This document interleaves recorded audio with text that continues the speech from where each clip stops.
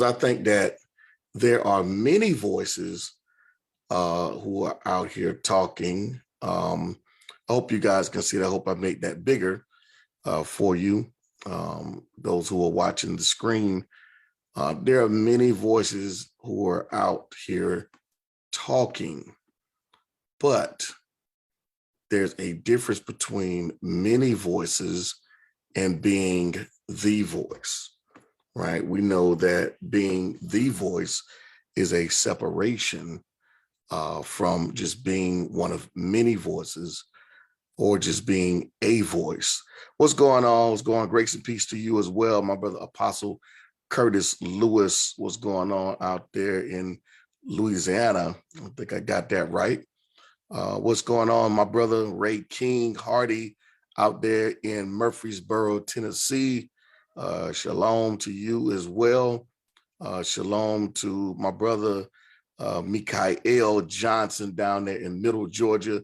I will be down in Middle Georgia the 21st of May. I'll be teaching down there in Middle Georgia, down your way here in May. All right, I'll be down there in May, my brother. So hopefully you can make it down there. I'll be teaching there. So let's get into it. I want to talk about being a voice, being the voice. All right.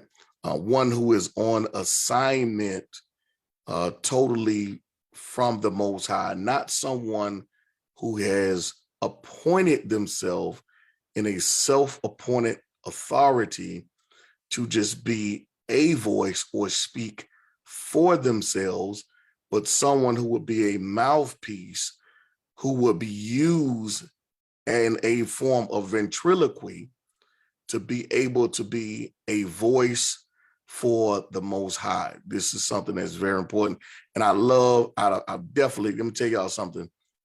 Out of the Brit Hadashah, out of the Basora, out of what many call the Gospels, the four Gospels, my favorite out of the four is John. All right, that's my favorite out of the four. Again, I pray that this encourages you on this day. All right, so let's look at verse number 19 of John chapter number 1. All right. And this is the testimony of Yahachanan, or John, when the Jews sent. See, there are many people that are sent, all right? Depending on where you're sent from and who you're sent by, okay?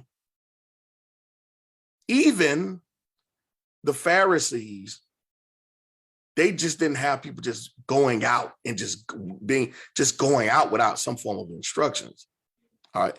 Even darkness, or even those who have opposition, take orders from somebody.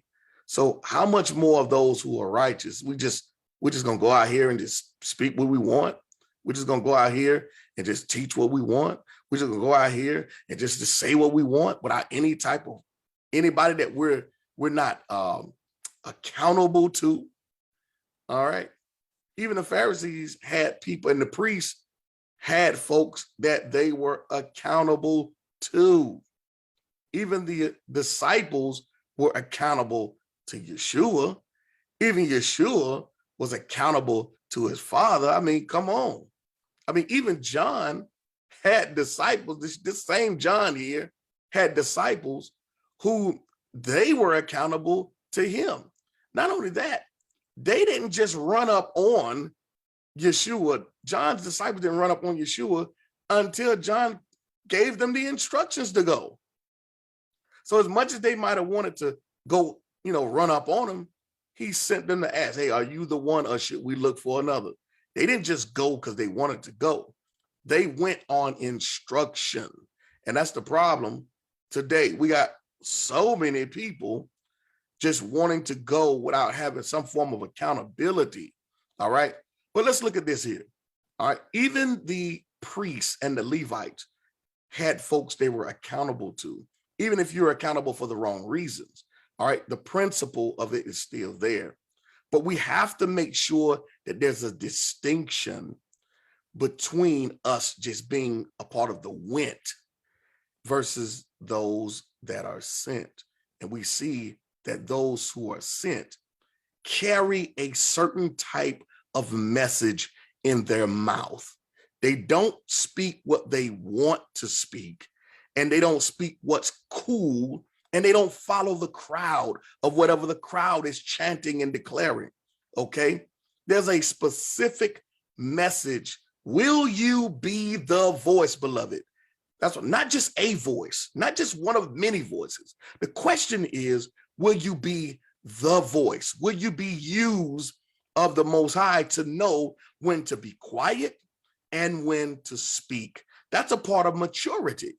As a mature believer, especially one who is declaring themselves a teacher, there should be a level of maturity, a level of conduct, a level of character and integrity that we all must uphold. Even in some of the worst cases, we have to be able to know when not to react and know when it's time to respond. Do you respond? See, those who don't pray, oftentimes, who don't make their life a life of prayer, oftentimes find themselves in the reactionary position.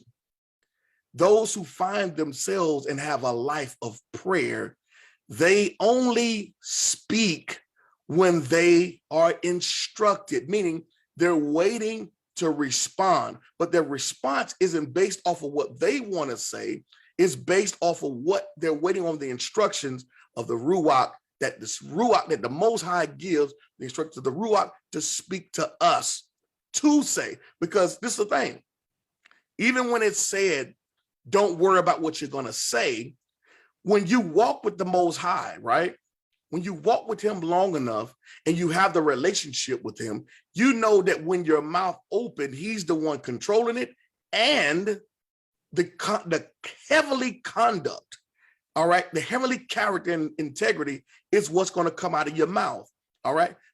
Even when it cuts, it's still a point of cutting to bring you to a place of righteousness, okay? So let's look at this.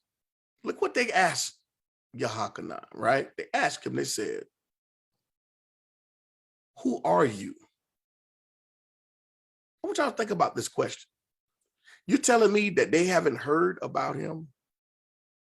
But look at what it says here. It says, they ask him a question. They said, who are you? Who are you? Now, come on now. Let's be honest with you. Let's be honest, right? The type of work John is doing, John is not someone in the doggone temple. John is not someone that's rolling with the who's who's. But John has a crowd. Listen to this, y'all. John is not rolling with the who's who's, but John has a crowd.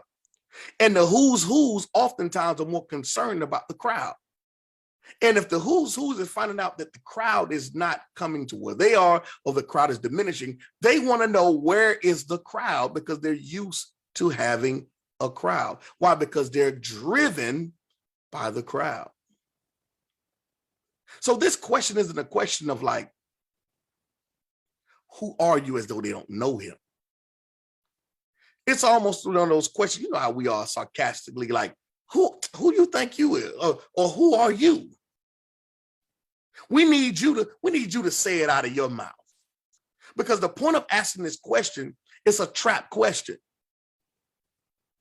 It's not a point of asking a question because they want to know. The question is a trap question. We have to recognize when we are being asked or when traps are being laid. Don't be so driven to prove your point without understanding why the question is being asked.